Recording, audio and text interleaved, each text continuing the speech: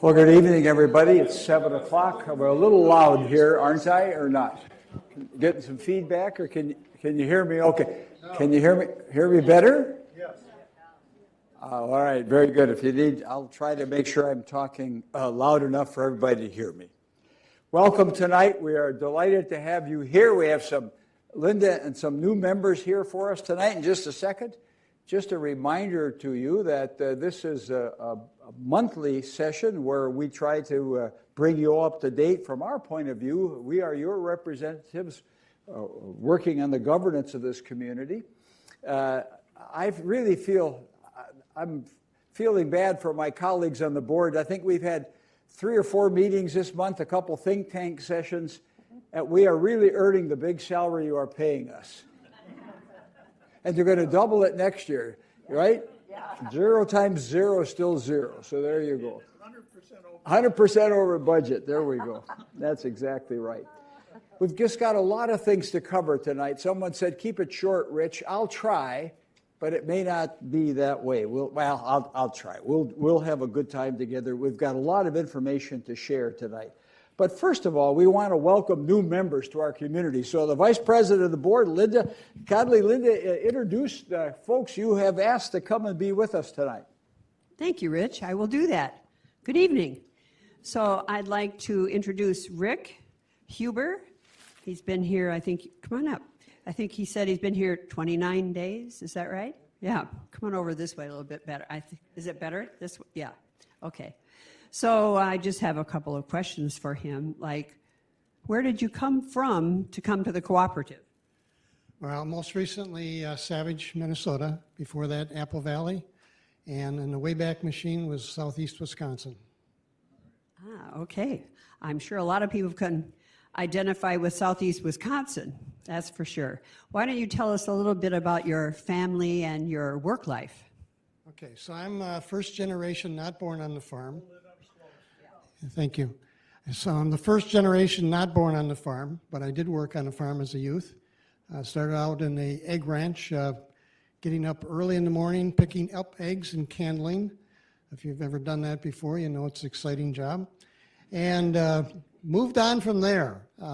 Certainly had a great youth in Wisconsin.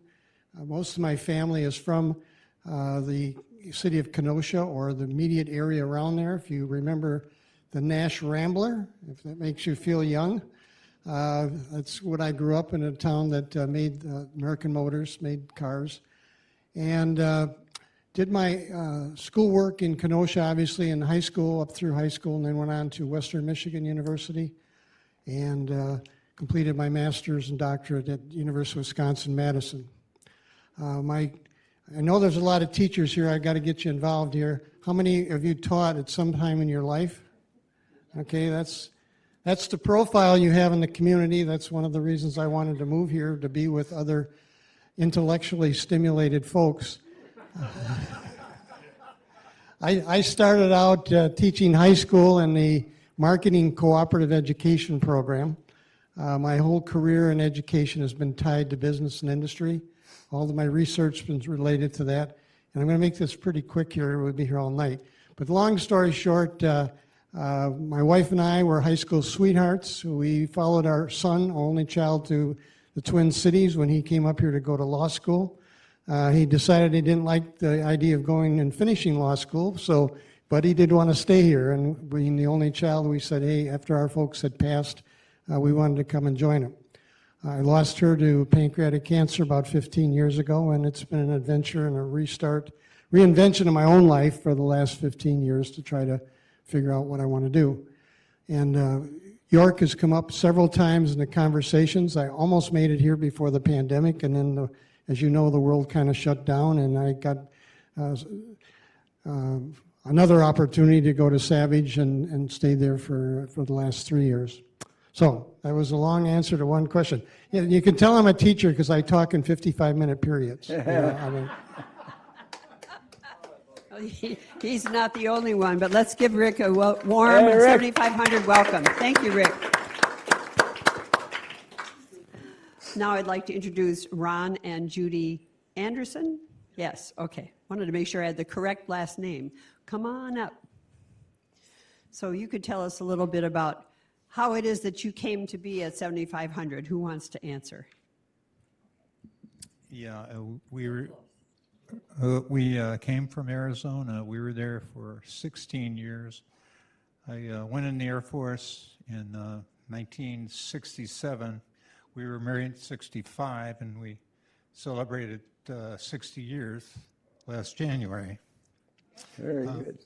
Yeah, so I was in the Air Force for 20 years, and about 4 of them in missile launch, and then went into flying KC-135. And so when I got back here, we went to mechanic school, and I worked for Northwest for about 12 years. And during that time, we raised the rest of our family. And then it got to be too cold, and so we went to Arizona so we moved up here from Arizona. So tell us a little bit about your family. You mentioned them. Can you tell us a little about your family, Judy? Hold it up close. We had 3. They told us we weren't going to be able to have any. And so when we looked at adoption, they said, oh, we won't ever call you. But they called us within a year, and we got our first baby boy. It was a baby, amazing. And then a couple years later, I didn't have cancer. I was having a baby, and then I had another baby. So we had 2 babies, and now one adopted, and we love our children, and they're all growing up and having their own babies now. I don't know other than that. Two of them in this area, Yeah, 2 are here, so that's good. and one is down in Atlanta. And Atlanta's in the other one, so it's okay. That's wonderful. And I know I met you remember the night we had the scout dinner? Anybody who was involved in scouting? I met them that night because they were at the dinner, and you hadn't been here very long. So you've gotten involved a bit. Are you serving on any committees yet? Not yet. Yeah. All right. Well, let's give them a warm 7,500 welcome. Thank you very much.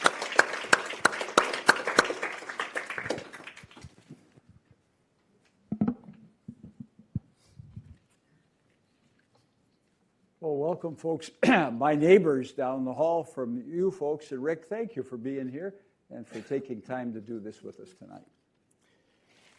I want to thank everyone who was involved in the waitlist event about 10 days ago. How many of you were involved in one way or another? Look at that. Now, that's interesting. That's what you call a marketing team. That's an important event that happens, and I think they do it at least annually. And we said we had such a good time, we even talked about maybe having another open house, maybe 6 months, something a little less structured. But people have enjoyed coming. I want to thank all of you who took the time to get your apartments ready for viewing, who helped out on the team and welcomed. The folks who came were interested. They wanted to see what we were doing here. It's been a good time for marketing. And if you looked at the board out front by the 2 elevators, you'll notice what? We're down to 2 A units.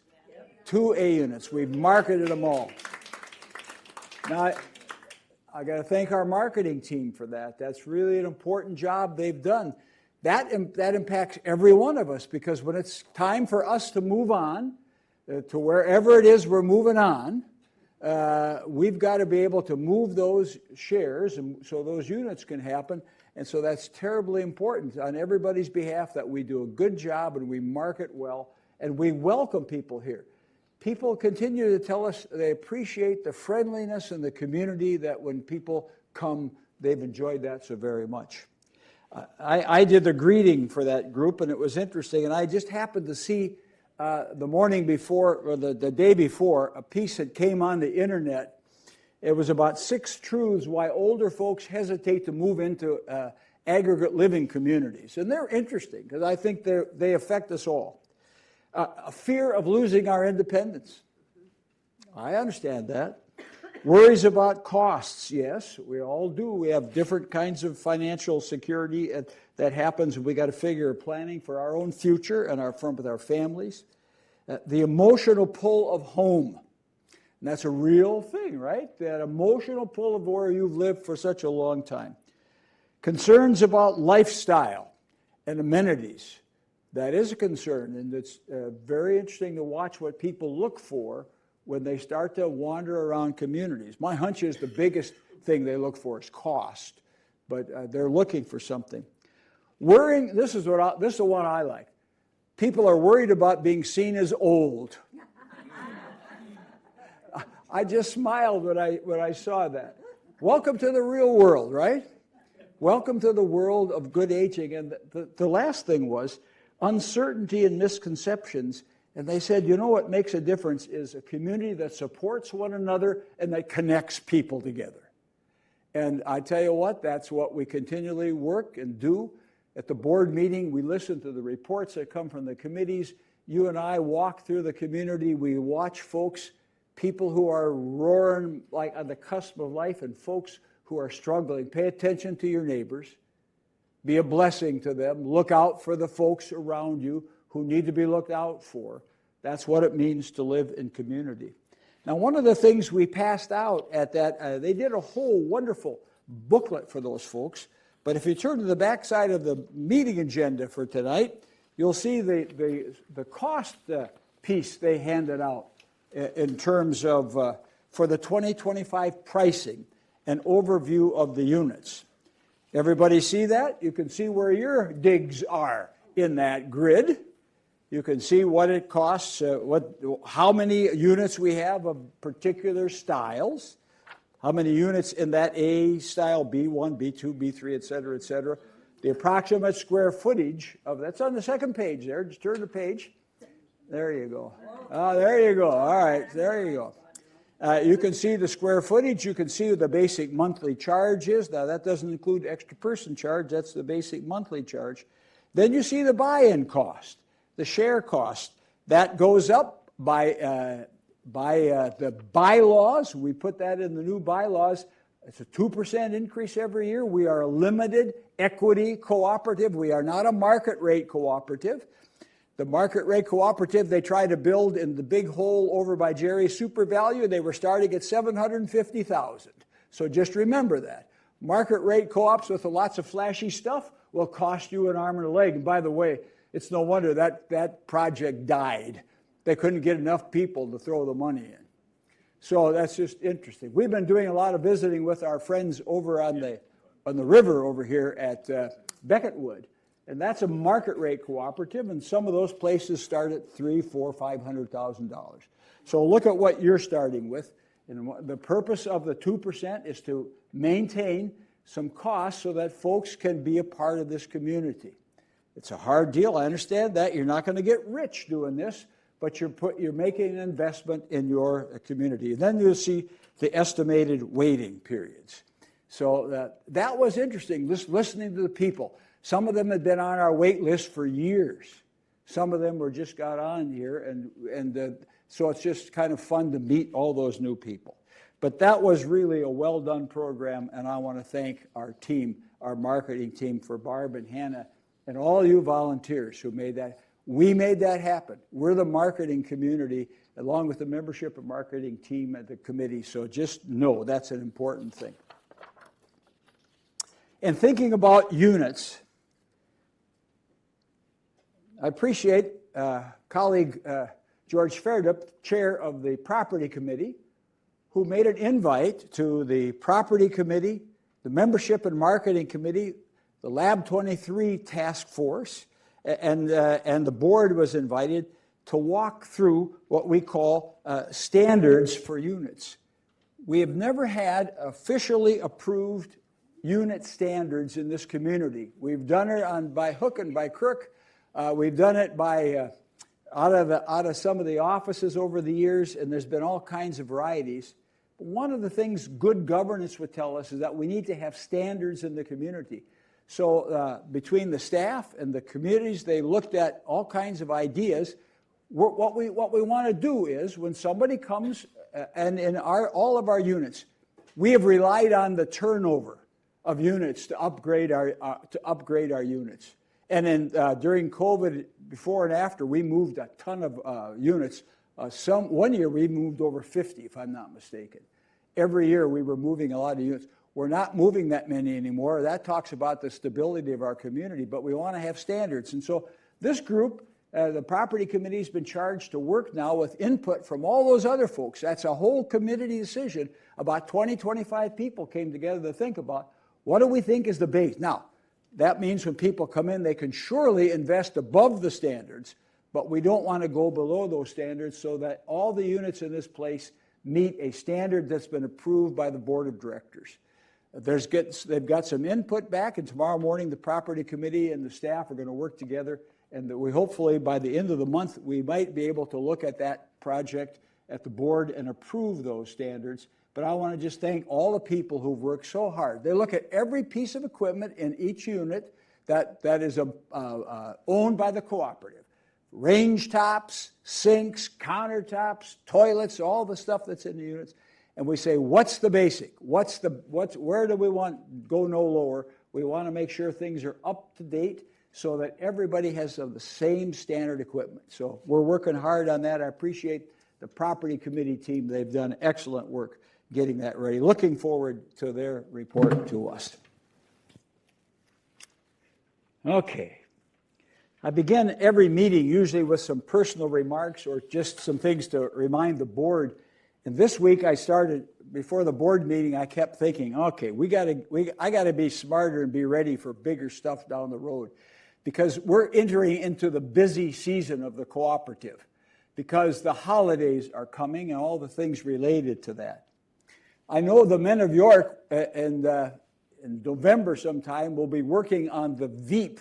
This is our local food bank in Edina, Richfield, and South Minneapolis. The Men of York have raised a ton of money every year. We do a canvas over the whole area, so that's coming up. So if you get something from Veep in the mail, don't mail it back to them. Hang on to it.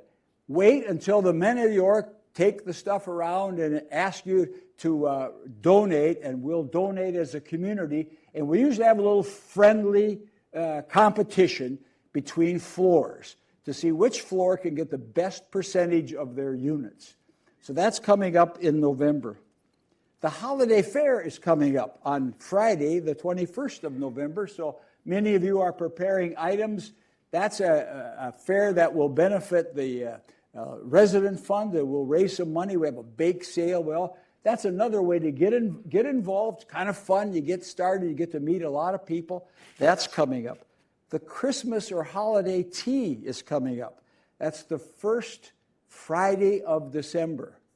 So make sure that you get your tea bag. No, you don't have to get your tea bag, but just have that on your calendar. That's a fun event. These are events that have been started a long time ago in the community, and we've been able to mostly keep them running at a good straight. We've had to modify things a little bit, but they've been good events that are coming up. But the fourth thing I want to remind all of you, because this is I think the most important, we do not allow tipping here at the cooperative.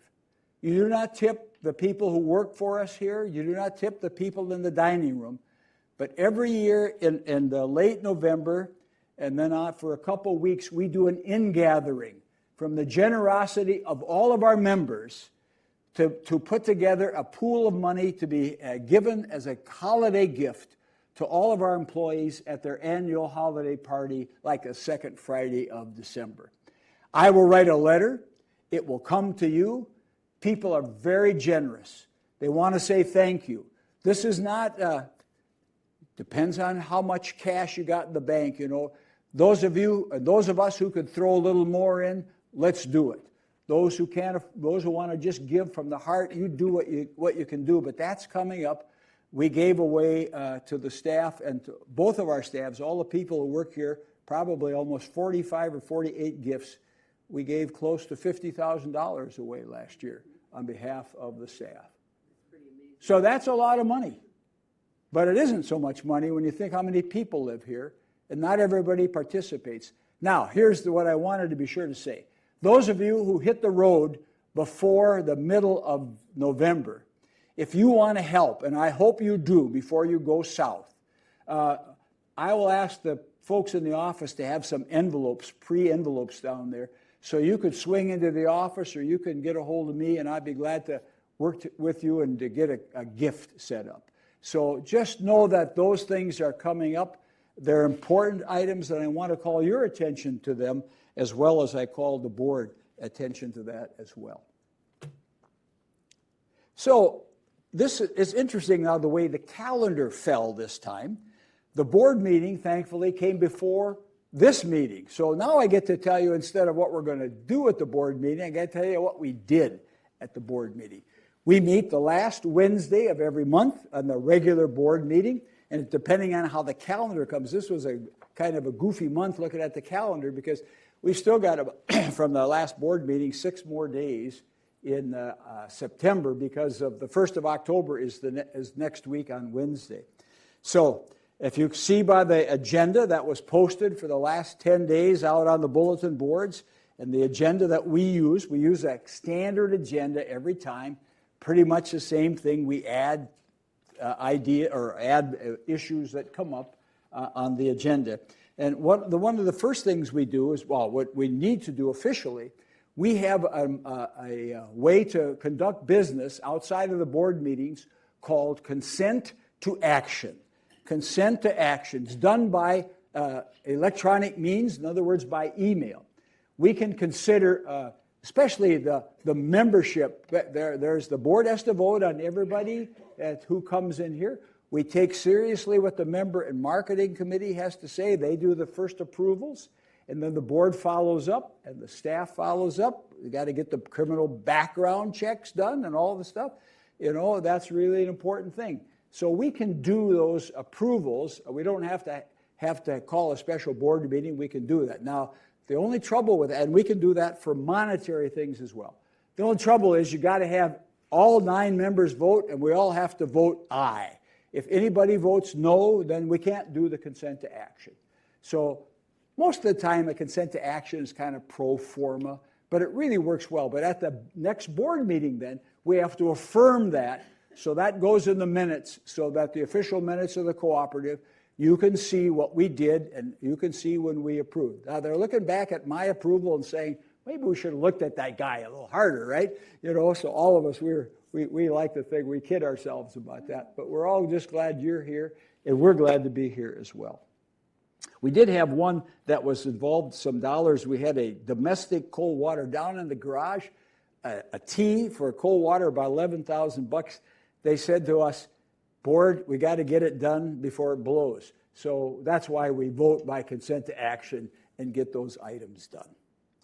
Things under $10,000, we let the management, they talk to us, they talk to the property committee, we make things happen, and it seems to work pretty well. So that's what we do. The very first thing at every board meeting, we do that. And we also then do a legal, I'm going to point to the legal report. We do that as well. We had an interesting comment come from the membership, or question from the membership and marketing committee. You know, in the new bylaws, we put the proviso that you can name someone in your will or estate who, if they pass all the eligibility requirements, if they meet the criminal background check or whatever, you can pass that along to someone you name. Somebody had so upon your death, it would transfer to them. Now, whether they want to come or not, whether your kids want to come or Aunt Mary wants to come, that's a horse of another color. But they have to be sure they meet all the requirements. Somebody said, what if you go as the owner or as the owner of the share, what if you go to the nursing home? Can you use that provision? And we all looked at other, and someone said, no, it's called transfer on death. You got to die before you can do it. Hey, you can't go to the nursing home or you can't go somewhere else before that provision kicks in. That's only, by the way, only for the unit you hold at the time. It's not for any other unit in this building. It's only one unit that you can do that for. Now, whether any of us will take advantage of that would be interesting to find out. But that was a recommendation to us by our attorney who helped us do the bylaws here a couple of years ago. And I think it's very interesting. But it allows you to think about that if you want to consider passing that on to someone. So I just smiled. No, you got to die before you can do that. I thought that was fascinating.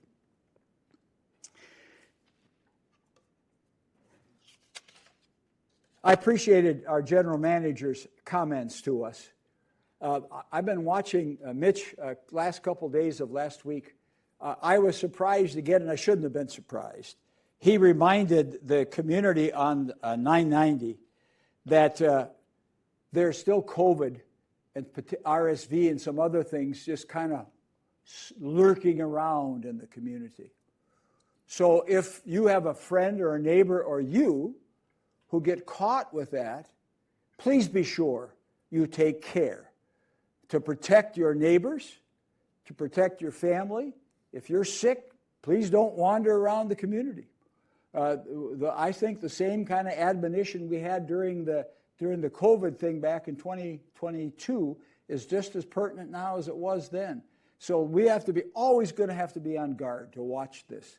We've got to be very careful when it comes to those kinds of diseases that can be passed around rather quickly. So thank you if you're taking good care of yourself out there in 990 land. We appreciate that. And the other interesting thing, I was tickled to death. I saw Mitch as happy as I've seen him in a long time. Tomorrow, we're going to move some of the furniture out onto the North Plaza. Now, just an interesting comment about that. It's going to be, we're going to move some tables and chairs, I think that's what we're thinking. The stuff close to the doors up here. Can't go on the other side, the back side down there towards York Gardens. We're still working down there. But we'll be able to start using that North Plaza tomorrow for if you want to sit out and enjoy the day. I noticed there's a group of gals that used to sit out in the shade. Trouble with that North Plaza, you have to watch it like a hawk because if you sit in the sun, it's hot. So you're always looking for shade around the building. But it sounds like tomorrow, all goes well. In the afternoon, we'll be able to open that up a little bit for your enjoyment. Go out and take a look and see what's been happening. The coating looks pretty classy. There are 5 coats on that deck. The first one was the primer, and then they put the 4 coats. A couple of them had sand in. It's about a 3/8 inch coat when it's all done. And Puma is the name of it. And we have to be careful with it. So that's the other thing, the board, in one of its think tank sessions, we're starting to figure, what are we going to do out there? Well, how are we going to use that coming up? And so one of our think tank sessions this month was about thinking about the North. I've asked a small group of folks on the board, and I'm going to ask a couple other people who've said they'd like to do that. They're going to work together over these next months before the holidays, just do some thinking. Here's what we heard from Michael, our director of property. We have to be careful out there. Whatever we do, it's going to have to be somewhat lightweight. We can't put the big heavy stuff out there and sit so it sinks into the ground and makes impressions anymore. We cannot drive stakes or screws into the deck. Good Lord, we just spent a ton of money. We do not want to pierce that covering. So we're trying to figure out, what are we going to do? Small little tables, chairs, some umbrellas, maybe a little kind of a gazebo, lightweight stuff that we can move, that will be portable, that will go with the sun and the shade and whatever. So we're starting to think about that. Will we be able to go out there and put a pickleball court and swimming pool? Absolutely not. We will not do that. But we think there's some good ideas how we can continue now to start using that. We won't be able to start using it until next summer. We've still got more activity to come. They've got to build the stairway up to the pergola. They've got some other things. They've got some more concrete to pour, and they've got some still finishing a little bit around the building. So if they have it shut for a little bit sometime, they're doing some work close to the building. Be aware of that. But I was really pleased to hear that. So you can go out and see what your investment is and all the work those guys have been doing. So that will be interesting. So pay attention to that. So that will hopefully start tomorrow after lunch. That's the point. Let's see. COVID RSV. Mitch announced on Thursday now we're getting ready to receive a new employee in our resident services area. Kara Crow, our activities director, has been appointed now to a new position as director of resident activities and services. Kara is competent. Kara is a professional. And I don't know about you, but I think she does a bang-up job. And she will be going to full-time and taking on some of those issues that probably Kathy did. You can't replace Kathy. You can't, just people come and people go. Kathy did a great job for us. One of the things we're trying to figure out is some of the things that we need to be smarter at. How do we marshal resources, education, information, so that you can know what you need to know as you have struggles or problems or things your friends or neighbors might need to have answers to. One of the things we started to worry about, we've always worried about that here, is the tension between independent living and assisted living. I heard Barb Murphy say loud and clear to those people who came the other day for the wait list, we will not take care of you. This is not an assisted living facility. You must be able to live on your own through the resources that you can provide. If you have to buy them or you have to have your family do them, the community will not take care of you. That is not our calling in this life. We are not a nursing home. We are not an assisted living community. That happens next door. So I think that's really, she says that loud and clear. She says that to everybody. That's always been a tension with the amenities we have and whatever. How do we continue to be independent living when we know we're all aging? I always said this. My father-in-law said they marketed this place to active 70-year-olds, and they all turned into 95-year-olds. So that's a change of life. But I think it's terribly important to remember that. And so we've got a new social worker who will fill that social worker position, but bring some new skills and talent. We may move the needle this way. That'll become a 0.6, not a 0.8, but now a 0.6 thing. Now we'll look and see. We think that'll work. Between Kara and this gal, we'll watch, we'll listen, we'll start to figure out what makes sense. Will the new person know everything the older staff person did when they left? Of course not. Don't expect that. We're going to help this woman be a success in this place. And she will do good work for us, and that's important. So we'll bring her along and help her do good stuff for the community. In the meantime, now this is what I think is fun. No, it's not fun. I smile. Mitch has told us, I've said all along, if you've got a problem, you need attention come and see me. Now, Mitch is not the most warm and fuzzy guy. I understand that. But you know, when the chips are down, he'll be there for you. Kara will be there for you as well. So in the next 10 days or whatever it is, you need something, you come and ask. If you can't, I'll ask. One of us will get a hold of him and make sure that happens. But I thought to myself, Mitch, I appreciate that. He said, I'm glad to help. And you know something? If you need it, when the chips are down, you ask him and he will help you. All right. One of the things that he tells us in his manager's report is we're continuing to improve on member paybacks. In other words, if you've got something going and you owe a bill to the community, what happened here years ago, people started to build stuff or they put things in their apartment and they never paid the community back. We just can't have that, of course. So we're working really hard about keeping that member payback system working well so that helps our bottom line, it helps all of us. By the way, remember, this is your bottom line.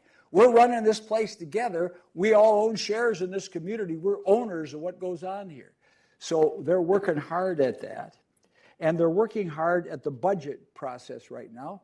We have a team working with him this year. Bob, where's Robert back there? Bob, the chair of the Finance Committee. And George, chair of the Property Committee. Roger, Linda, and David, the 5 people from our community are working with Mitch so that we don't shove everything to the end of the process so that we're getting good input from our members from that 5 community team. That's a good bunch of people. I trust those folks. They're doing good work and they're working hard. And they tell me we're making some good progress. We're all holding our breath to know where we're going to be, all right? Everybody holds our breath. You can see the handwriting on the wall across the whole communities, of course. It's going to be interesting to see what we need to do. Here's the big scary part. Depending on some of what we're going to have to do in the reserves. That is the money we set aside for repairs and big stuff. We'll have to see how much money we need to put in the reserves additionally this year. We're doing a great job over the last few years. Since George got that thing rolling a few years ago, we've got good reserves. It's too bad they didn't do it 40 years ago, but that's life. We're going to make it happen, and we're going to do good stuff. David, the treasurer, tells us we're in pretty good shape. We're right on track for how the budget works. We have no major surprises. The pleasant good news is the folks in the dining room, after, as someone reminds me, wait a minute, Rich, we all subsidize $500,000, then we figure out if we made money or lost money. We're making some money in the dining room. So that's a good thing. You know, when I first got on this board, every year we'd get 40, 50,000 behind just on what we did, the business in the dining room. Well, we couldn't have that. We've been able to turn that around. Just good stuff from our partners at Morrison, good stuff from our management team. That's coming along well. Here's what surprised us.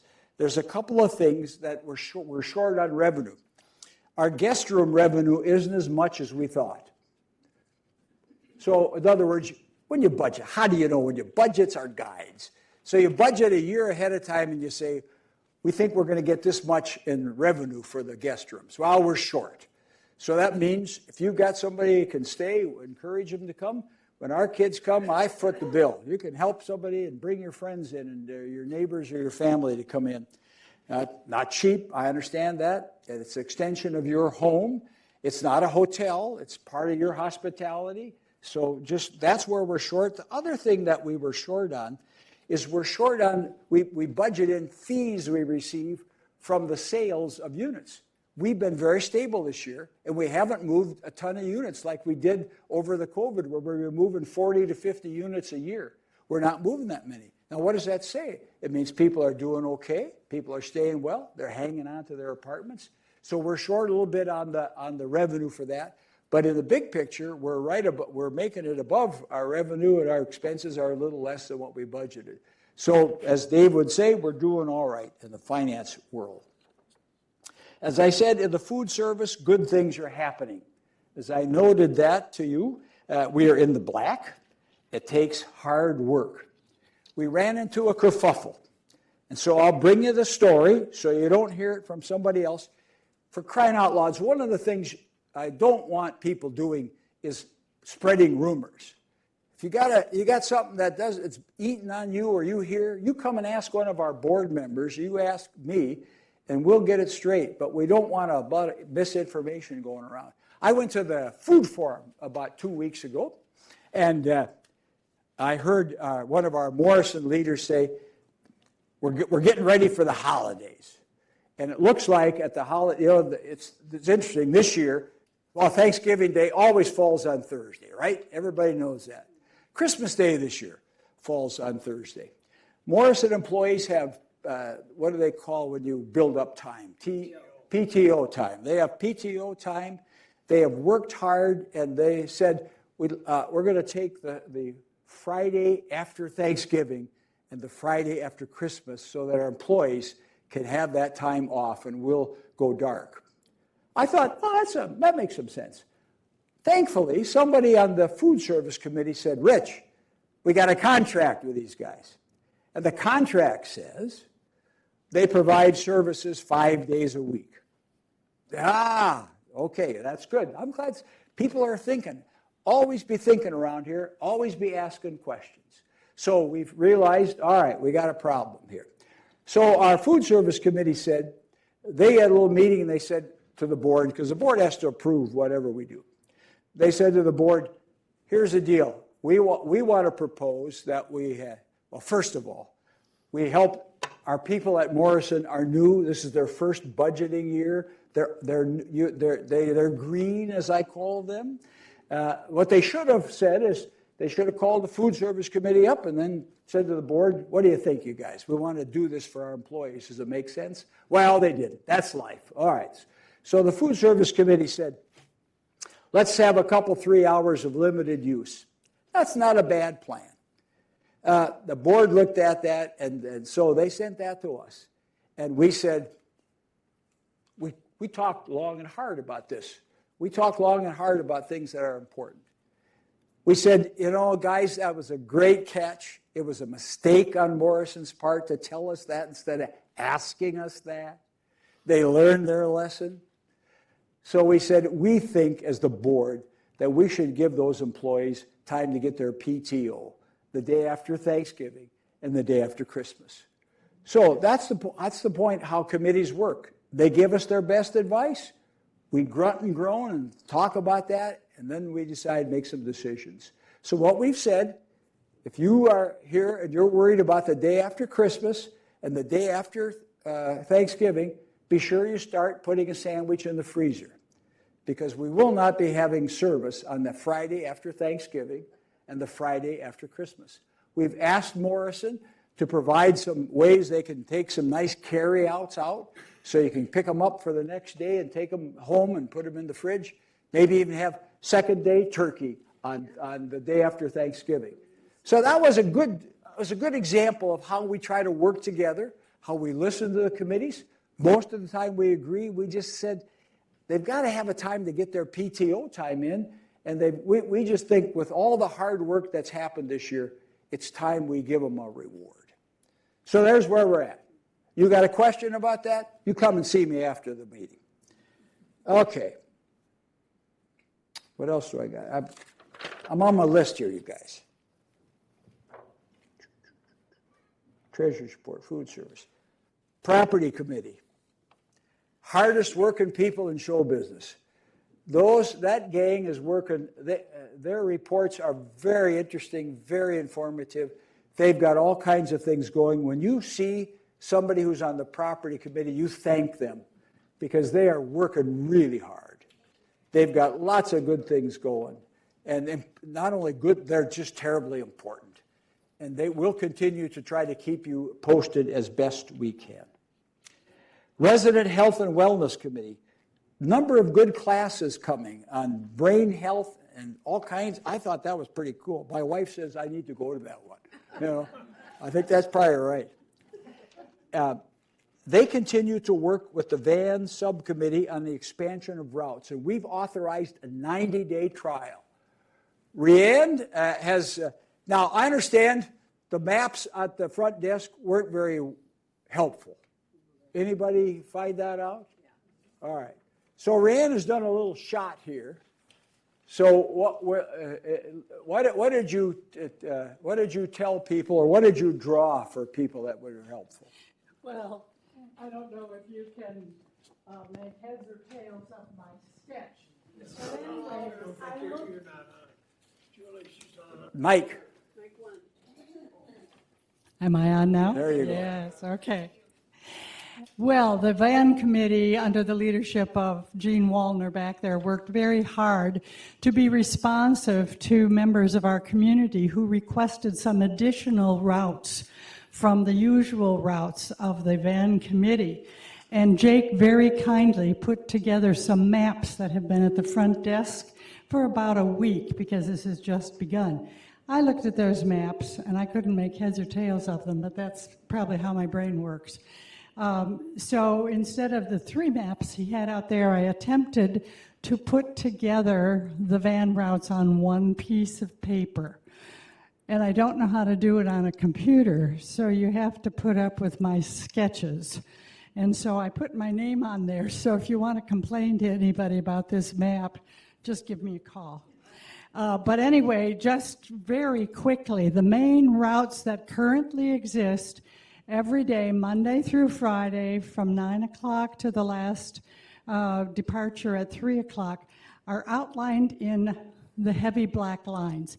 And it's everything from American Boulevard, up France, across 64th, and down Penn, and it includes Southtown, the Southtown area.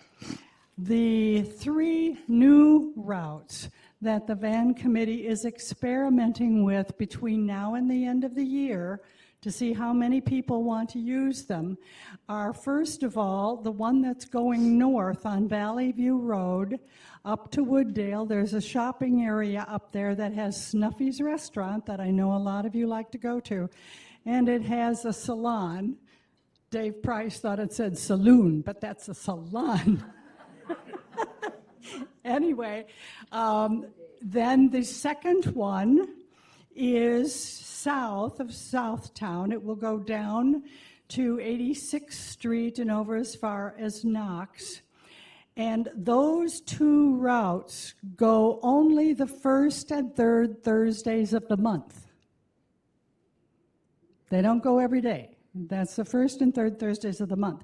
Then the third new route will go across 77th Street over to the shops at Lyndale. There's a large shopping center there that has a Best Buy, Land's End, Panera's, Aldi's, and lots of people had requested that. That route will go on the second and fourth Thursdays of the month. So I hope that makes a little bit of sense. And I hope you all will make use of those new routes. If you can use those, please use them a lot between now and December 31st, so the van committee will know that that's popular enough to put in a permanent route. Thank you. Very good. Thanks to the van subcommittee. They've been working really hard with administration on this. If you got a question, maybe the best thing is to ask Melissa, the bus driver. She'll help you. Because it's a good service for the community. Gary, what are you thinking? No. Oh, you're just stretching. I'm stretching. I got you. I'll do my exercise. That way to go. Very good. So, again, our van subcommittee, thank you guys. I got two things going here. Sorry about that. Thank you, folks, for working so hard on that. That's really a good thing. But Melissa and Chuck, I tell you, we've got two of the greatest people driving that thing, don't we? They take good care of you. They help you. They are very instructive, and I just want to thank them for all the good work that they have to do. All right. We heard updates on Lab 23, on the art committee, on our food service consultant. We're doing a little more work now. One of the things we're trying to figure out, we want to try to figure out from folks who do not use the food service. We're trying to do a think tank with those folks. By the way, if some of you are here tonight and don't use the food service and would like to share some of your opinions, will you do me a favor? Send me an email, because Don and I are looking for people that we want to interview to think about how could you help us think about even making the food service more accessible. So if you don't use it, let us know. We want to hear from you. That's coming up. We had a discussion on signage, and we didn't get very far because the signage was, what do we say to people who are coming into the building? People who are not members should never come into the building on the doors all the way around. They should come in through the front door. In fact, all the time, they should come in through the front door and sign up. We were thinking about putting signs on each of the other doors that said, members only, guests must go to the front door. Well, we also found out that in our documents, we have one document that says people can come in with a member, and one document that says they can't. So we got to figure out what's best for that. This is an ongoing struggle of who is in the building. And let me tell you, we're going to hear a presentation from our Director of Security at the board next week. It scares me. It doesn't scare you. Just see this morning the LDS, the Latter-day Saint Church in Michigan, the guy came in, ran a truck, started the place on fire, killed a bunch of people. It is a scary time. So we're thinking about how do we be careful about who comes and goes in this building. Because we know that sometimes members leave the door open and people just kind of come in and out and they don't sign in. This is an ongoing problem. We think some of that we're going to be able to close the gap on when we move to the fobs, the electric fobs that will cover the opening in and out of the building from the doors. We may not be able to stop people coming and going, but we will know whose fob let people in. Keys have no signature. Fobs have all the signatures. So that will come up, and we want you to know that. So if you've got ideas about, you can catch Linda or catch me about how do we manage control of who comes and goes in the building. That's a key issue. One of the other think tank sessions we had this last couple of weeks was on the space called the former Stop and Shop. We decided to start moving. And we've instructed our maintenance team to deconstruct the place. Well, we did that quite a while ago, but they're going to start moving on that. What's the vision for that? People say, well, somebody said, I heard you're going to make a Taj Mahal boardroom.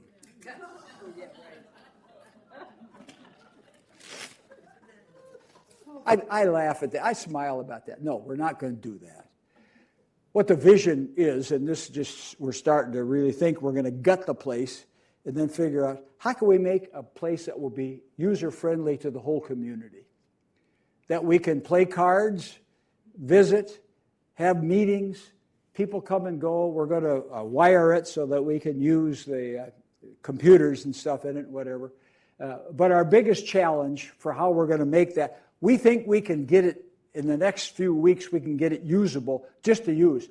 So on the night and all the card tables are filled up, we've got spillage over for card playing or game playing or whatever. We want that to be a community room for the whole community. So we'll use it. We'll probably have to figure out sign-ups just like we do for the boardroom and we do for the social room. But we're going to move forward on that. Now here's our challenge. We don't have any money. We can do some of the demolition. We can get at a lot of stuff, but we're going to be sitting there with a room. It's not going to be pretty.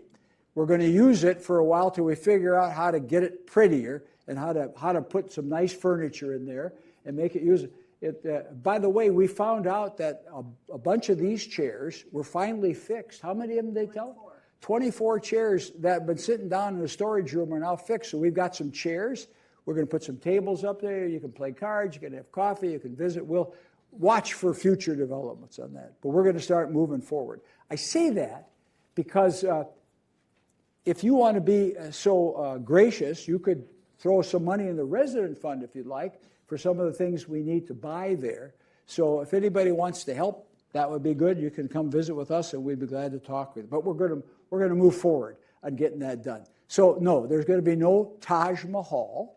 The board will not own that room. It will be owned together by the community. We'll use it for all kinds of good things. And we think it's going to be a great space for down the road. It's going to get better and better. It's going to look pretty plain Jane at the beginning, but we'll make it happen down the road. Which brings me to my final point. I sound like a preacher here, right? Brings me to my final point. Hallelujah. Listen to him. One of our members, every year our management company, Ebenezer Management Services, by the way, Ebenezer Management Services has been our management company before this place was born. They developed this place, turned it over to the members. They've been our management company. Every 5 years we negotiate a contract with them. They do a great job on our behalf. But they put out a wonderful art calendar with art from all of their, well, they manage almost 70, 80 communities now in a number of states. But guess whose picture is on the cover for 2025? Richard Alexson's picture, his painting, is on the cover.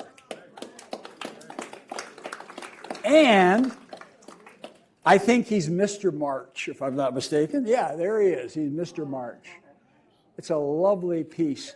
We've had an art show of some of our stuff over there with a bunch of committee. But here's the deal.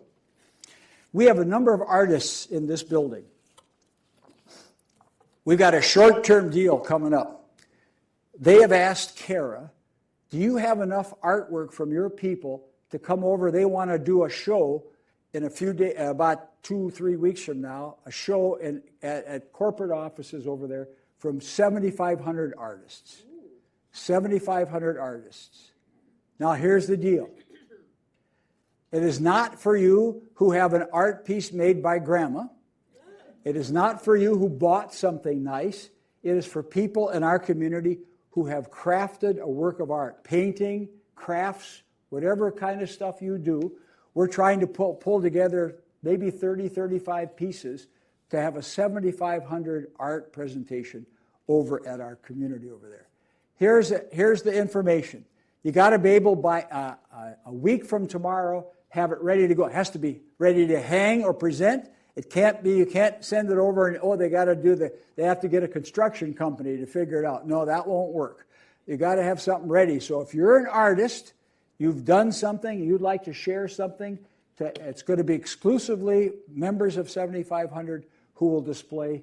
We'll put together some caravans back and forth, have a reception, and do some stuff over there.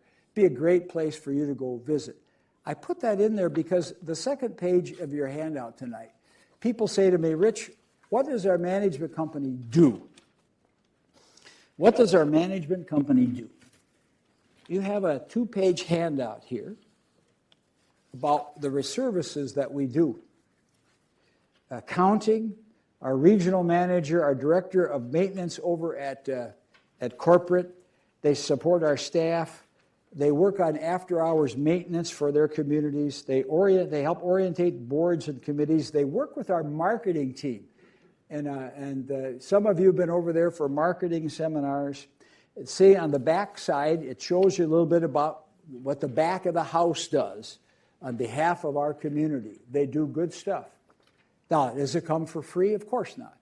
This is what's really interesting. The management agreement, we are in the year 4. We're just going to start in 2026, year 4 of a 5-year contract.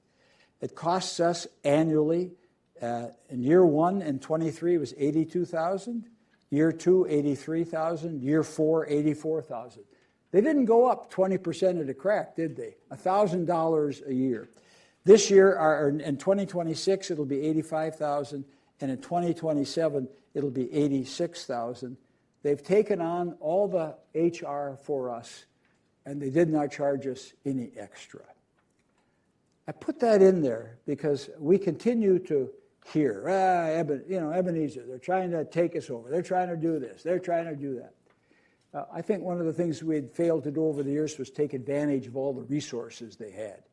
We're taking advantage of them, and they're doing a good job on our behalf. So I just put that in there for you to see what you're paying, what we're getting, what we're paying for in our community. I've got the fee schedule here if anybody wants to look at that. So I think it's just about 8 o'clock, and I'm done. I could keep going, but I won't. Questions or comments? Someone who wants to we need somebody to run the mic. Dave in the back there. Barb has a question. Mike, too.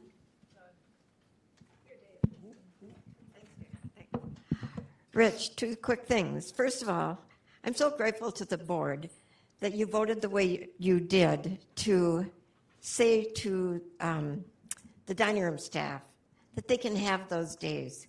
Because I think morale-wise, they deserve it. They're really good to us. And so I just want to say thank you, just from me personally. I don't know how the rest of the group feels, but they work hard on our behalf. And yes, some of them are new and they're green, and I think we're all pretty nice to them as they're learning. That's good. But I'm glad to see that they get some holiday time with their family. That aside, you mentioned the Lab 23 committee. You got their report, but do we get a report? Do we know an update on that? The Lab 23 will be in the minutes of that. Well, Dave, why don't you tell them what? I think we've got a presentation coming up down the road, but the minutes are in the board packet that's in the library. And so you can read their minutes in the library or online. You can go in the portal and read their minutes. So Dave, anything you want to say? No, the minutes are in the portal. We are very close to finalizing some major changes at the security desk. It's going to be much more open and look a lot nicer and be, we think, and LaDamian thinks, nicer for the staff. We're going to fix the package area. It's going to go in the old cloakroom. There'll be some construction there. We are nearing decisions on the carpet, which is the big, that's sort of our palette. Once you get the carpet figured out, then you can start looking at upholstery for the chairs. We're looking at either replacing the chairs in the lobby or getting them refurbished. and they have to do some quoting on that. They're good chairs that we have, so the question is, can we keep them? And then